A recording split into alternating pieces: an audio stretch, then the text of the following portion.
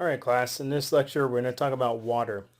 So water was one of our inorganic compounds we just discussed. So water would not have carbon. And I think we all realize the formula, what's called the molecular formula for water is H2O. So we don't see carbon there, right? This has two hydrogen atoms and one oxygen atom. Right? So no carbon, two hydrogen, one oxygen, H2O. Okay, and then I'm going to give you kind of the breakdown of why water is important in biology. There's a lot of things we can do on this list. I'm just going to give you two or three of the most common things. Okay, so water for biology is the most important example of something called a solvent.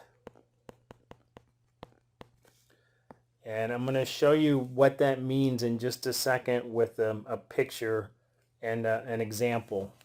But we should always be thinking water in biology is a solvent.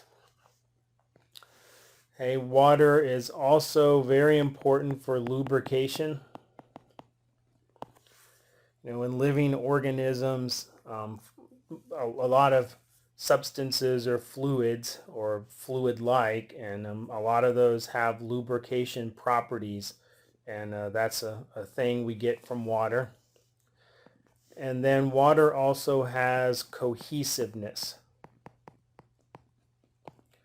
Right? Water molecules can stick together, so they can form this surface tension cohesiveness kind of idea. So for example, something like transport, water transport. Think about if we're looking at some really tall tree that's in your backyard, right? If this thing is like 30 feet tall, well, it's getting water from down here in the soil, right? So it's drawing in that water. Well, that water is going to travel 30 feet up into the air against gravity.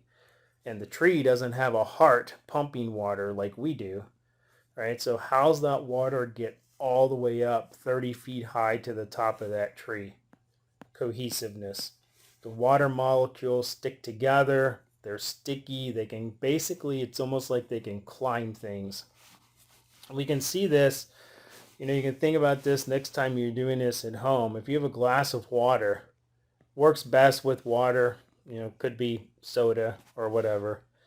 You put a straw in, right? And then if you pay attention, you'll notice that the fluid, the water in the straw, comes up higher than the level that's in the glass. Okay, so it's the same kind of idea. It's like, how did that water go farther up the straw than it is in the glass? Cohesiveness. So that property is really important for a lot in biology. All right, I want to show you this solvent idea with water. Okay, so we have a glass of water. And we've already mentioned here that water is our solvent. Okay, and what a solvent does in chemistry, a solvent is something that's really good at breaking stuff up, breaking stuff down. Okay, so we have our water as our solvent. We're going to use salt, just regular old table salt, NaCl. So we put that salt into our glass of water. Okay, and the salt, in this case, what we're putting in the water, as I said, the solvent is going to break it down. It's going to break something apart. So what we're breaking apart in this example is the salt. So whatever we're breaking apart is referred to as the solute. And then of course we all know what this gives us, right? We put salt in water and you get salt water. Right? And that salt water is called a solution. Right? The solution is the mixture of our solute in our solvent. Okay, so in biology, in living things, water is the solvent. Now you go to the chemistry lab or the aisle in the grocery store where there's cleaning solutions. There's a lot of solvents. Alcohols can be solvents.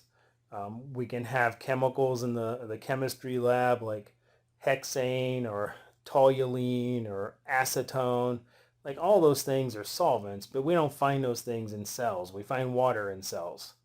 So that water acting as this solvent, breaking stuff up, super important property and function of water for biology.